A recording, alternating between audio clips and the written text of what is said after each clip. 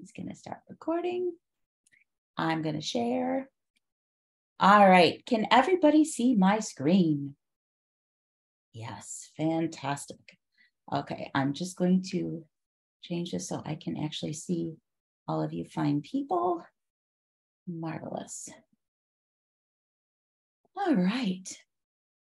So here we go. So how do you learn a song?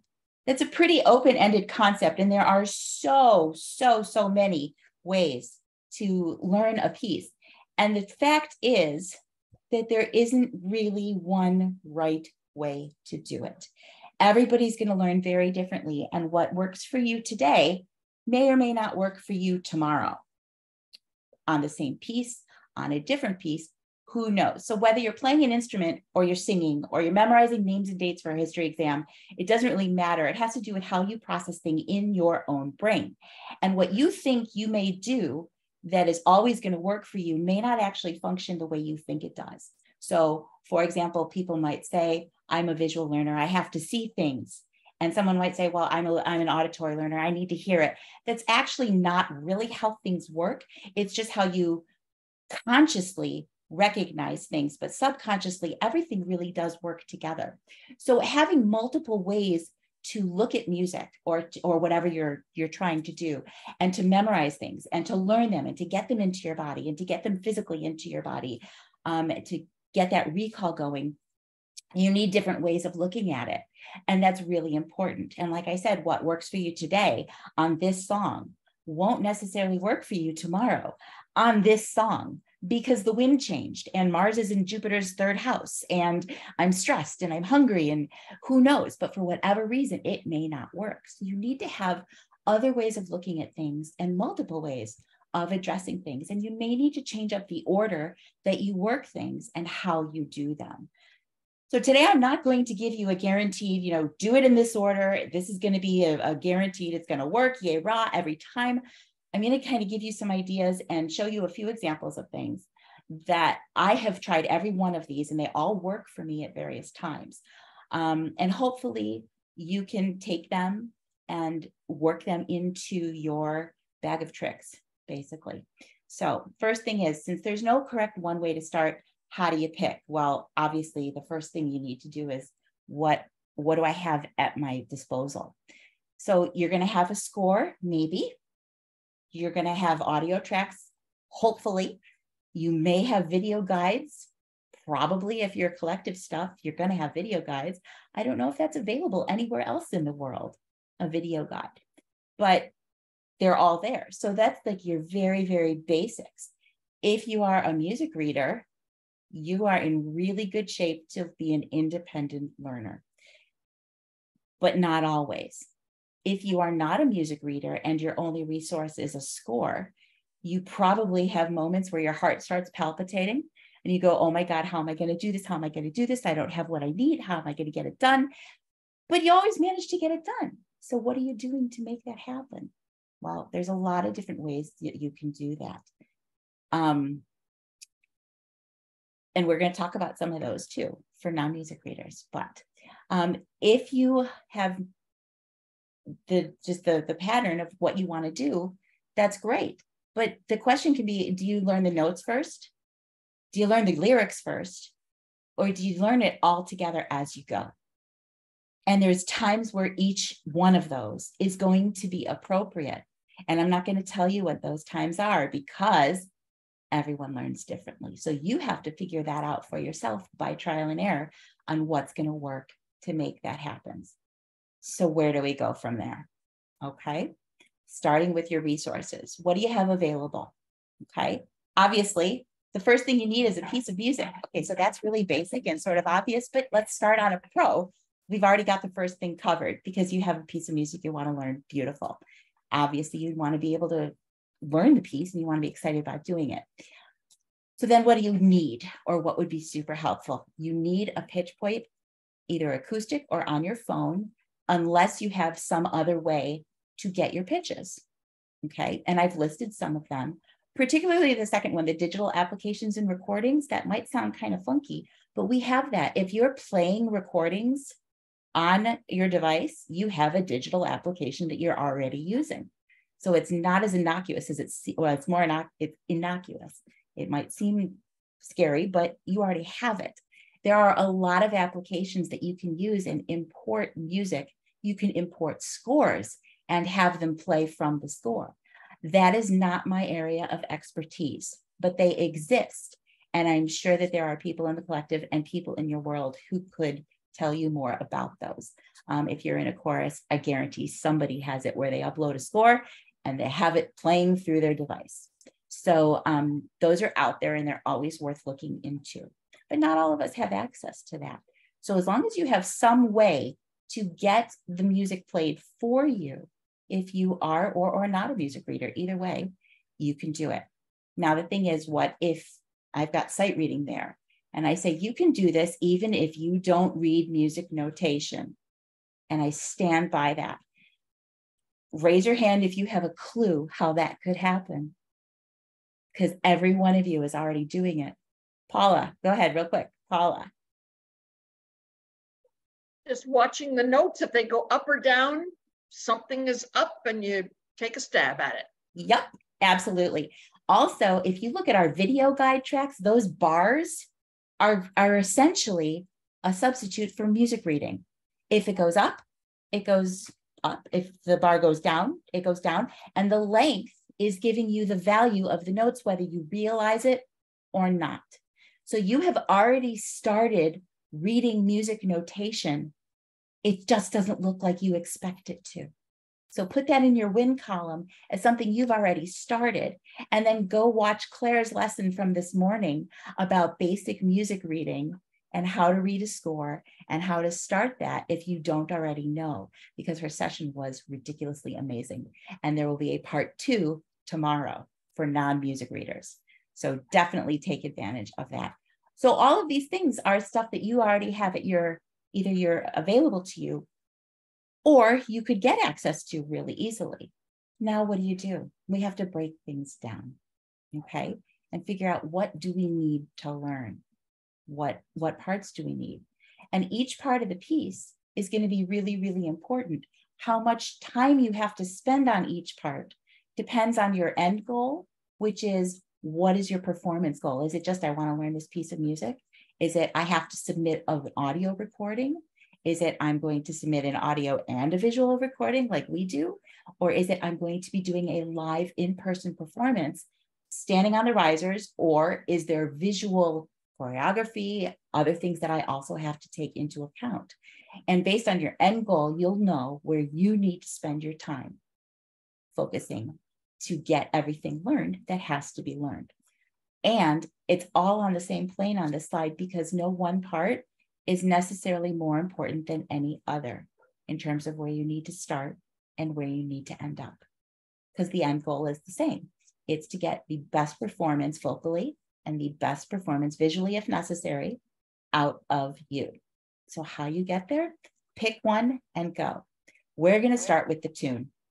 Okay. So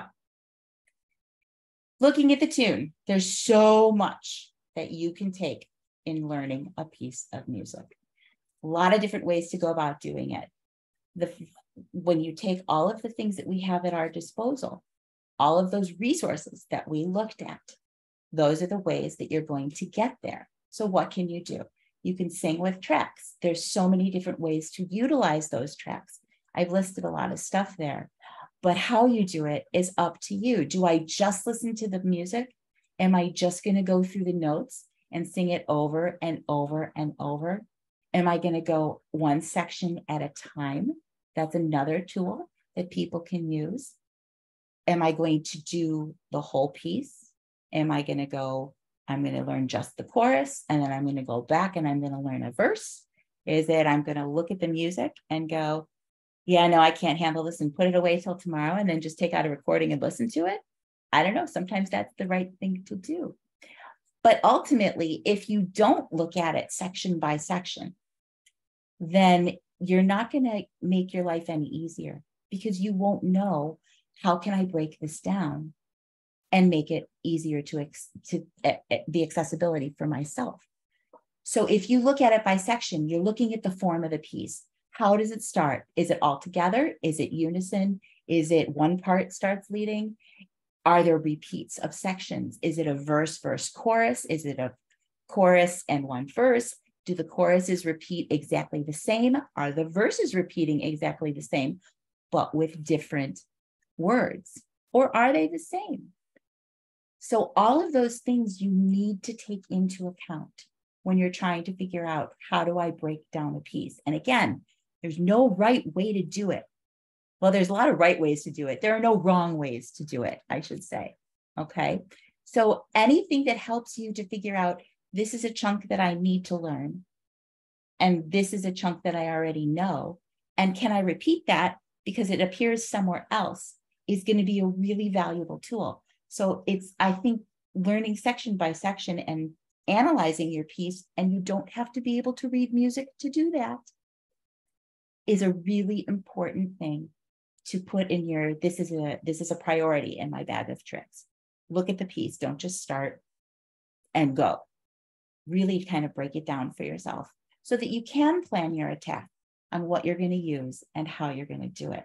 But those tracks, or playing your part if you can, or singing with somebody who can sing it with you and get you a recording or whatnot, all of those things are how you're going to really, really pick up on your tune. And you might see somewhere in there, I have said, I don't know, repetition is a good thing. You should be marking your music. And even if you don't read music, if you have a score, mark your music, which is all stuff you guys have heard us say all along. And we've provided a lot of notations in when we have scores or when we have just lyrics for you. But marking your music, visual, that's where the visual comes in. And you need to be able to do that to attach it to anything you're doing auditorily. Because you will remember things better if you use multiple modalities, because your brain really does function on those multiple planes, whether you realize it or not. So mark your music, sing with the tracks, go by each line, break it down by sections, sing it all the way through, change it up, do all of these, do some of these, fix it around. And once you're done with that and you feel like you're good with your tune, you can begin at looking at your expression markings and those plans if you haven't already done that. Okay? Taking a breath. Any big questions so far? Are we good? No? Susan? You have to unmute, darling. I'm following the chat. And so we have Lizanne suggesting that slowing down audio tracks sometimes helps her, which is a great idea. And also, Ilsa just said that she just leaves out difficult pieces and then goes back and listens to just that section on repeat until she can get it down. So those are some great ideas too. I love that. Both of those are wonderful tools. Definitely. Definitely. Miss Paula.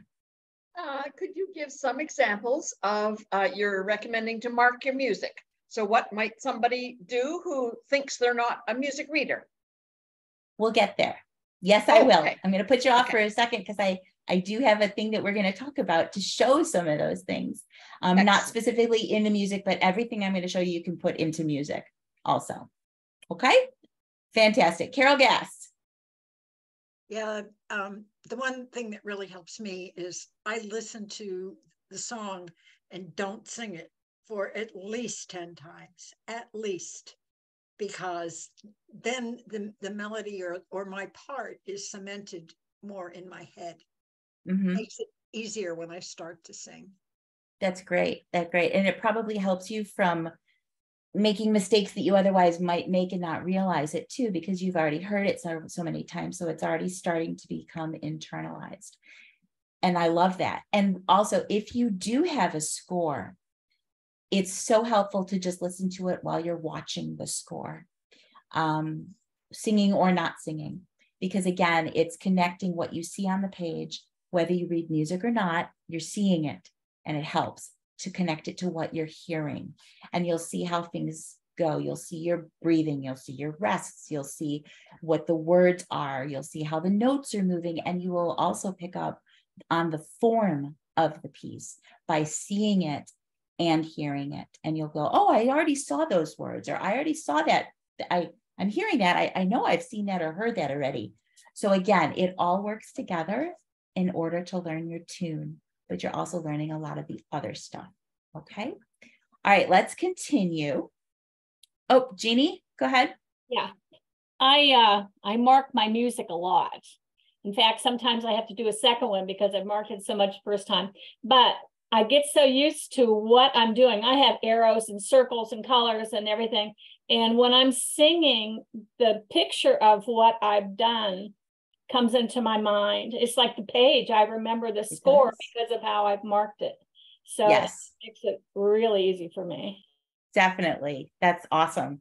I love that you use colors, because that's something that I am really big on, because it's yet another way to connect everything in your brain. And even people who are colorblind can still see shades of things. And so colors can work for them in that way too. Moving on, once you've gotten the tune, you've got the lyrics that you have to address. And again, it doesn't have to be in this order. You could do the lyrics first if that's how you operate. You can do them all together. But just kind of to break it down a little bit, some things that to do with the lyrics. No matter whether you have regular words or you're stuck on bass where you guys get the bum, bum, bum, you get a bum deal all the time. But, oh yeah, don't quit my day job. I know. But it's really important. And there's a reason that those parts are there. So whatever your text happens to be, it's really important to honor it by doing it as correctly as you can. And also to understand, why is it there? So when you're looking at your lyrics, even if you have a score, I would really recommend, if you've never done this before, to either write them out by hand or type them, or both. I actually do both for a lot of music, because I pick things up when I'm writing and I internalize it differently than when I'm typing. And I internalize that differently than when I just read it. But anytime you're looking at text, you have to think of it as, why am I singing this? What am I doing? What am I looking at? Is it a story? Is it a poem? Is it a letter to someone? Is it a narrative about something? There's a reason that those words were all picked and all put together. And if you understand them, then you can connect that to your interpretation of the song. That comes out in the music, and that helps you with your expression, and it helps you down the line with your visual performance. So you can see how this really is all connected. You can't only learn one aspect of a song and call it a complete performance. So to really do a great performance, you need to understand all these different aspects of your music.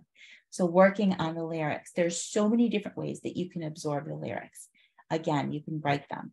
You've got to look at how things are phrased. You've got to look at, where are your breath marks going to be? Does it make sense to breathe there? If I haven't been told where I have to breathe, does this make sense to breathe there in my interpretation? And will it affect everyone? Or is it really just, I can do what I need to do, which would be like a ninja breath kind of mark. And whether if you're in a small group or a solo or a large group, it plays out differently on how you have to do your phrasing in your interpretations. So that all needs to come into play too. There's so much to think about that I think people really don't realize how much they actually do when they're learning a piece of music, because you sort of just do it. And you've all been singing for so long, we kind of just make it happen. But if you take a moment and go back and break things down like this, you will get a lot more out of your piece and a lot more out of your performance. So that's great. It also helps you memorize when you're writing things and reading them and singing them and listening to them and seeing them again and writing them again and marking your lyric scores with your notations, which is what I'm about to show you some examples of that. You're going to remember things that you otherwise might have forgotten, and you're going to remember them differently. And then when you go to do your visual performance, they're already going to be ingrained and hopefully won't be replaced with visual cues that you have to do in choreography. It'll still be there, and you can tap back into it and pull it out for your performance. So does that make sense? I hope. Okay, great. I want to show you some examples of things that we have done with lyrics. And the very first one that we have done comes from a music team song that we did, that we were not given a score. We were given about 30 tracks to listen to, it felt like.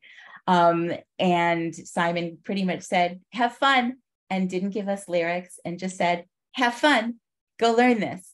It is from Viva La Vida. And this, like I said, we did not have a score. This was done by Karen Panketh, who provided on almost all the voice parts for the music team. She was like a rock star and did this. What she has done here is put our lyrics, this I think was the alto 2.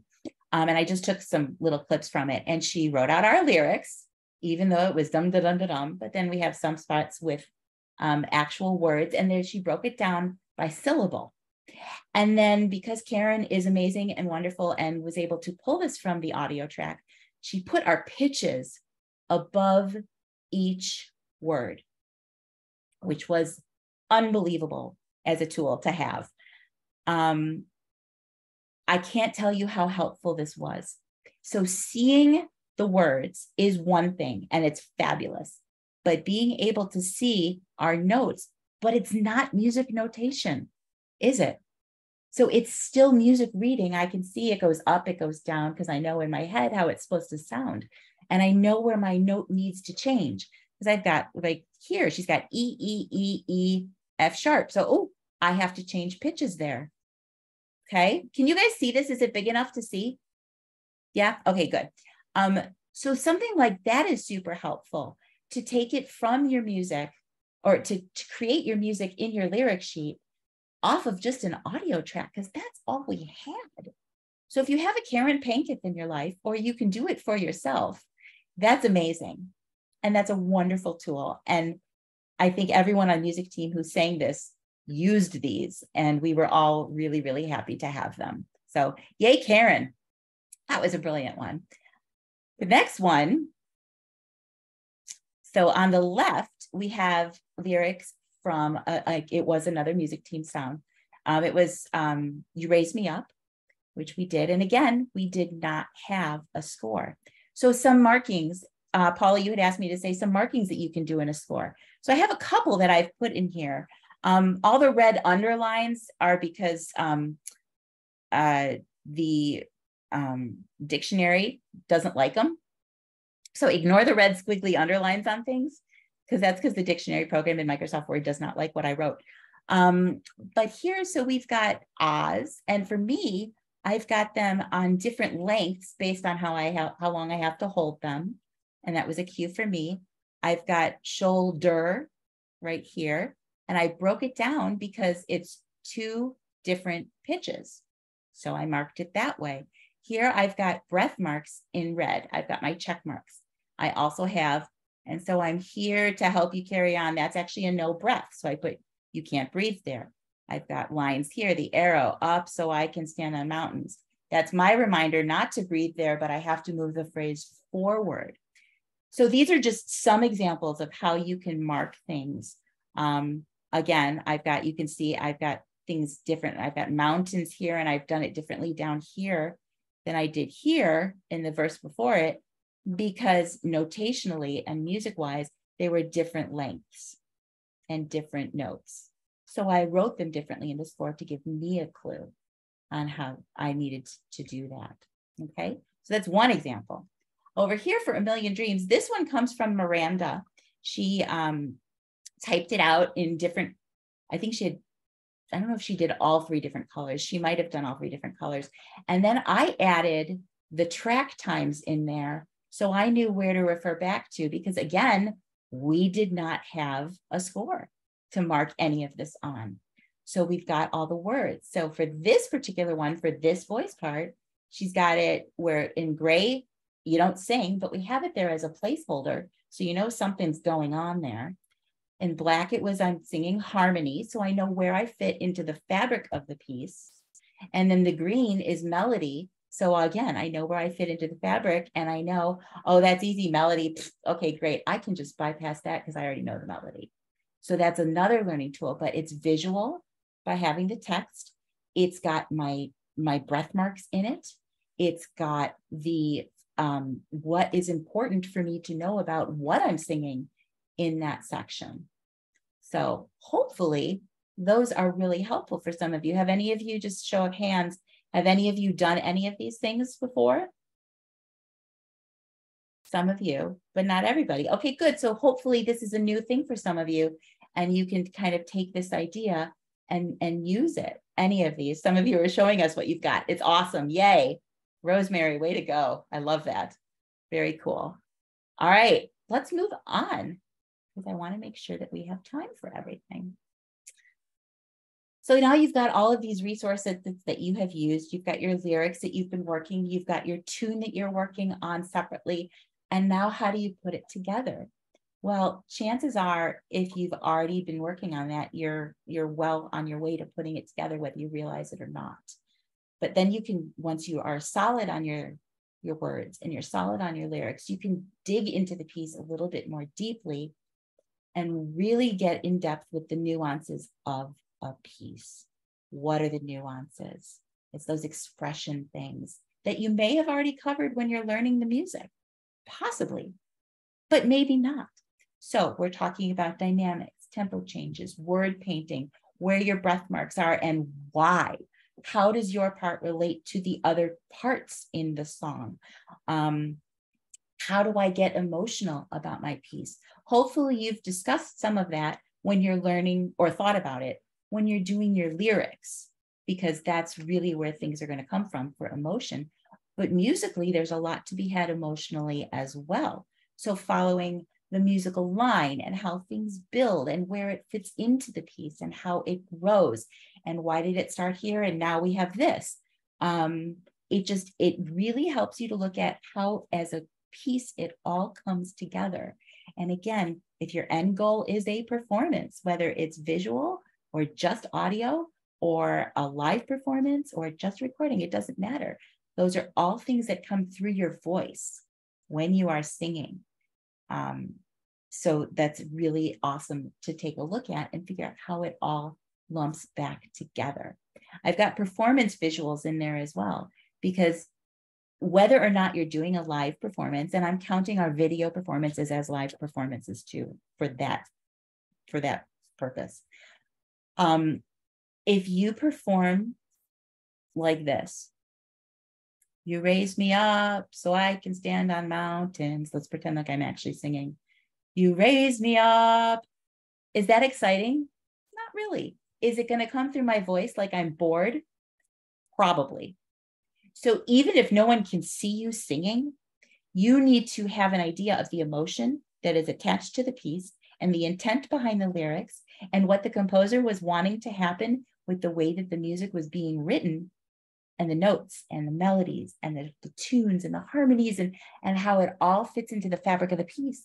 Because if I sing, you raise me up, or you raise me up, there's a difference. And I hope even in just those, you raise me up, those 4 words, you can even hear that just like that. Lifting your eyes, opening your voice, it all is attached. So your performance comes from understanding all the rest of what you've just learned. And is that part of how to learn a song and what you need to learn in a song? Absolutely. It's all of those aspects that need to happen to put everything together. Cool? Awesome. All right, haven't lost anybody yet. So I've learned my lyrics, I think. I know my tune, I think. I'm feeling good about it. I've looked at everything.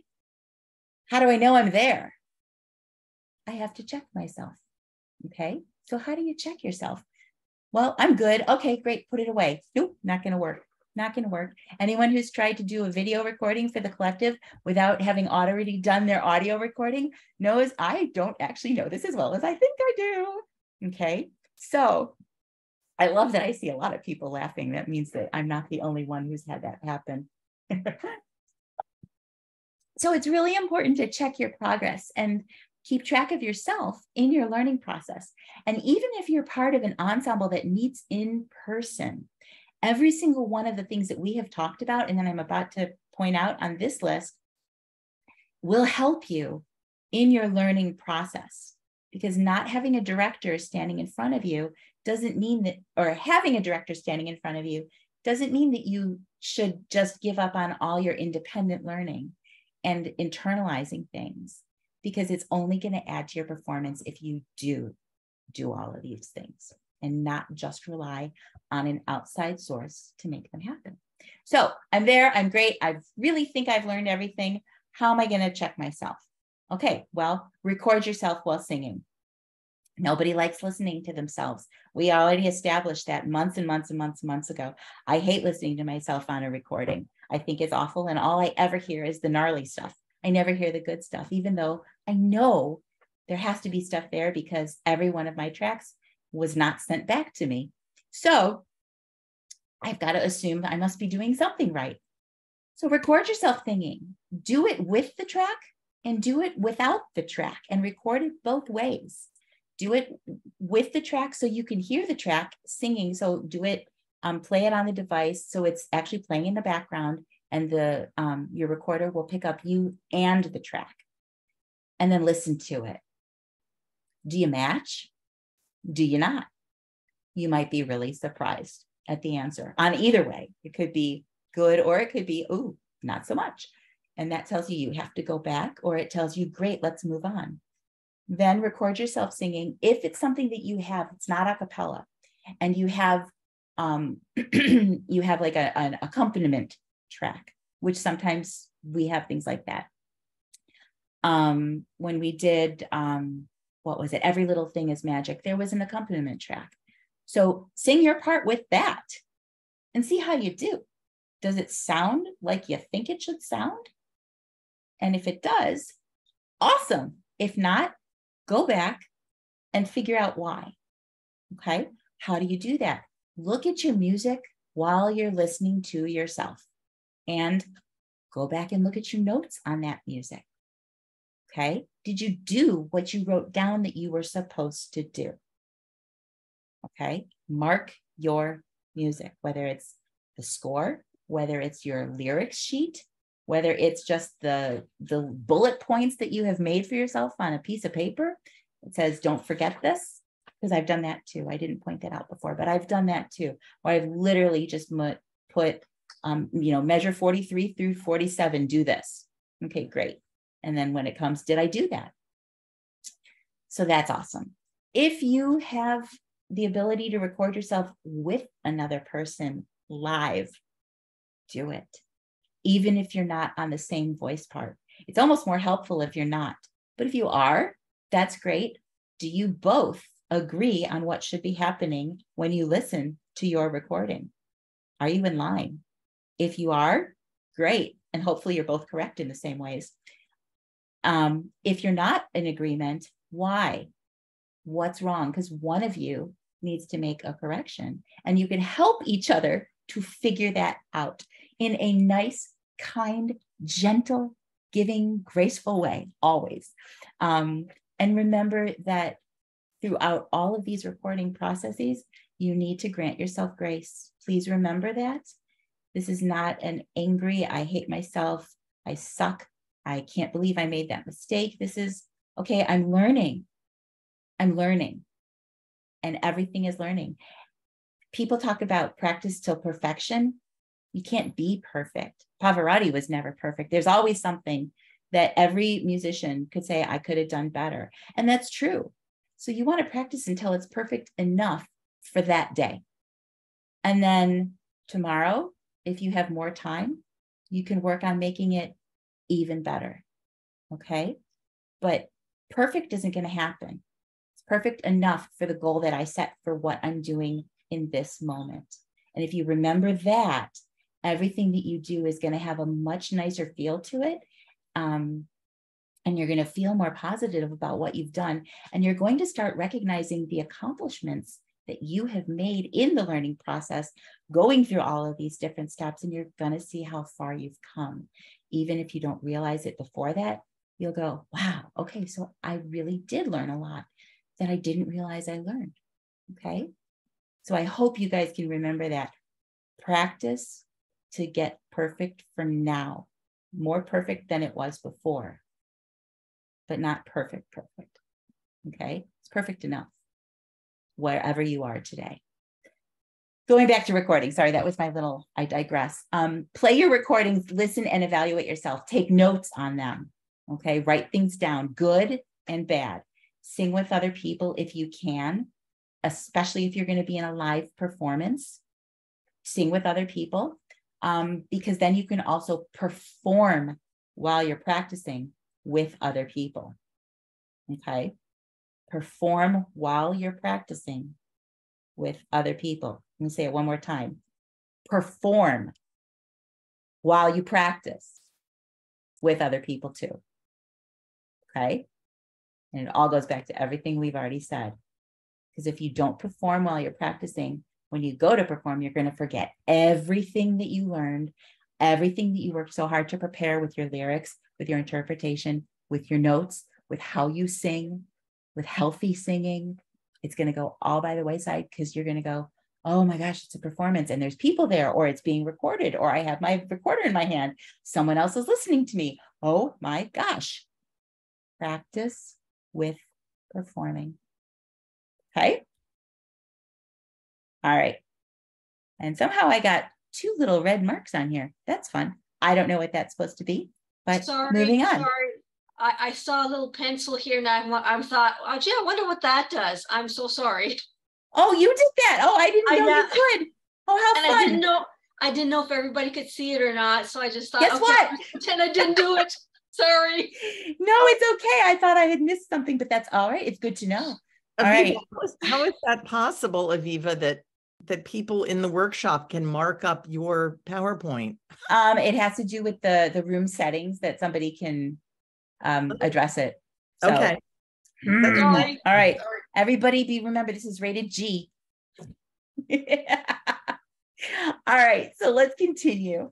We've got one last, just a little wrap up here. So some final thoughts for you. You've gotten everything together. You've made all your notes for your. What was that? Can I erase them? You can try. There you go. There you go. Sorry. Thanks. Beautiful. No, it's all good. It's all good. So you've gotten everything together. You've spent your time. You've made your notes. You're on your way. And you've repeated things over and over. And you've made your notes. And you've repeated things over and over. And you've made your notes. Should I continue? All right. So those are some of the most important things. Thank you, Susan. That you can do when you're learning is to just repetition is key. Trying different ways of doing things is key. And remembering to include everything that you've learned every step of the way and connect them and just give yourself the grace to do things wrong. Embrace all those mistakes that you will make. If you're learning, you will make mistakes. And if you don't make mistakes, then you're not learning how to do things differently. Nothing's going to be 100% correct the first time. Okay. So just remember that and try things different ways. I'm not having trouble with this, but you know what? I want to see if such and such technique, how it works. Go for it. Try it a different way, even if you don't need to try it a different way, just to see how things play out. Okay. And ultimately, how you get there is not important. The fact that you get to that end performance level is important. So the order you do things doesn't matter, because your order of success is going to be different than my order of success. And that's okay, as long as you get all of the components learned and you include all of them. Okay. I did make one mark there. Colors are your friend. I've said that a couple times, but I love erasable colored pencils. Thank you, Mrs. Skiba and Mrs. Alexander, my third and second piano teachers, who taught me all kinds of things about how to learn music. And they were the first ones who turned me on to using colors to mark all my music. I have piano scores that you actually can't really see the notes anymore because there's so many colors, because they went a little bit crazy. But I opened those from way back in 3rd grade, 2nd grade. And I remember writing them, and I remember the notes, and I remember what they mean. So your brain will remember those kinds of things. Your brain gets sensory changes. And so auditory, visual, tactile, everything goes together and you will remember things in ways that you don't realize. That's why sometimes we'll say to do movement while we're doing warm-ups, vocal warm-ups too, because it helps your voice to do the movement that you're doing, or to distract you from doing something negative by doing a different physical activity. So all of those different sensory things really do matter in your learning process. So I hope you will do all of that. That's what I have for you. I hope that it has been helpful. And if there are any questions, I would love to open up the floor to that right now. Susan Talbot. There were a couple things that I said that I would bring up from people that asked questions in the chat. And so these are the comments. Slowing down tracks to learn tracks. Sometimes Rhiannon will put those in our toolbox for us to use. And there are some apps that you can get. One that was mentioned by Ellie was the amazing Slow Downer. Ilsa said that there's something called Music Speed Changer. I'm sure different phones and different delivery systems have different accessibility. So if you want to get one of those, just Google, how do I slow down my music? And it is then also in the same original key. Just slowing it down doesn't make it sound like that. So check that out and see what you got. And if you find anything interesting, you might want to, I don't know, Karen, could they share that info on the members page? Yeah, just let us know what you find and what works for you, and maybe it'll also work for someone else. And then there was another comment in the chat, and this was the last one that I saw, but now, who was it? Yeah. Julie said she uses different colors for dynamics along with other markings. So that's also great to do. Great. Yeah, you could use red if you're angry, or green if you're jealous. Oh, just anyway. So I don't know. Those were the questions that I had in the chat, and I'll stop talking now. No, that's fantastic. I actually do the same kind of thing. Every type of marking has a different color for me. I have one that I use for breath marks. I have one that I use for word notes.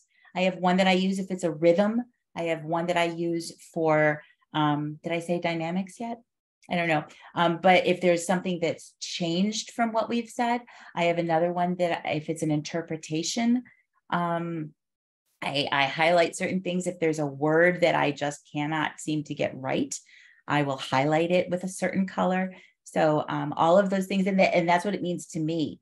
So I would never presume to tell anybody you need to use this color for that thing, because colors mean something different to each person, and you connect differently with them. So, but I love hearing that. I love that, anything you're doing to mark your music, whether it's in color or not, if you're marking your music, you are on a good path. So definitely, most definitely. Lizanne and then Marissa. Oh, Lizanne, you're muted. With the For Good song, every line was a line without breath, and then you could take a breath. So I took those lines in a lyric sheet and make the bold where I had melody, or where I had the melody. That's so helpful. Me very much. Yeah, I like that. That's good. And anything that you would put in a music score, you can add to your lyric sheet. It doesn't have to be music notation to put your notes in that.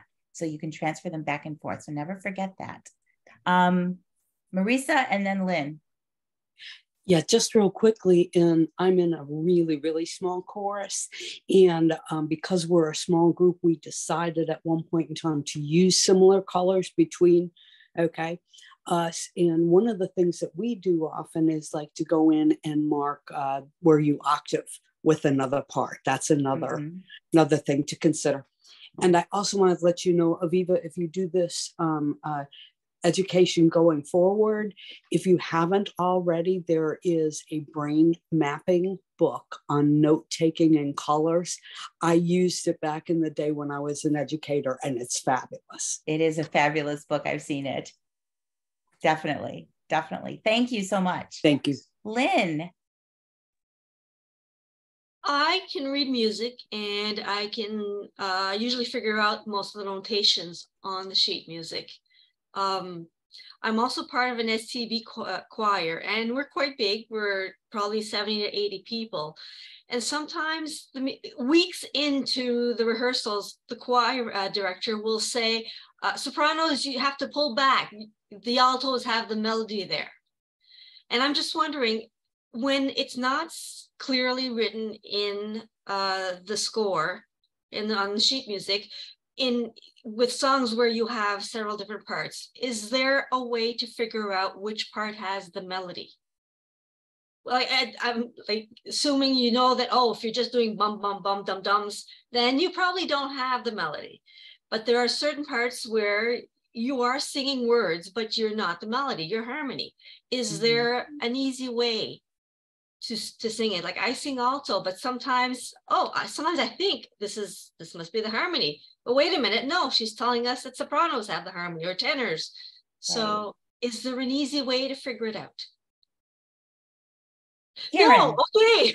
No, there is. There is, and it really involves hearing the other parts individually. Would be the easiest way to do that. But I'm going to ask music team if they have anything they'd like to share for that. Susan? I know in our chorus, it's because the director eventually tells us.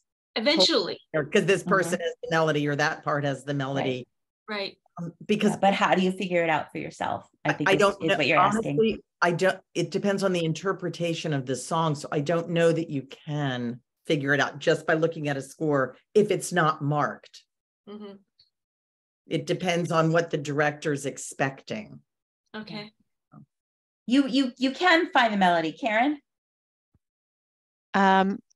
It's different for each group or each genre of music. In barbershop music, the melody is dictated by a dotted line going from one part to the other, so you know where the music goes, so we know where the melody goes.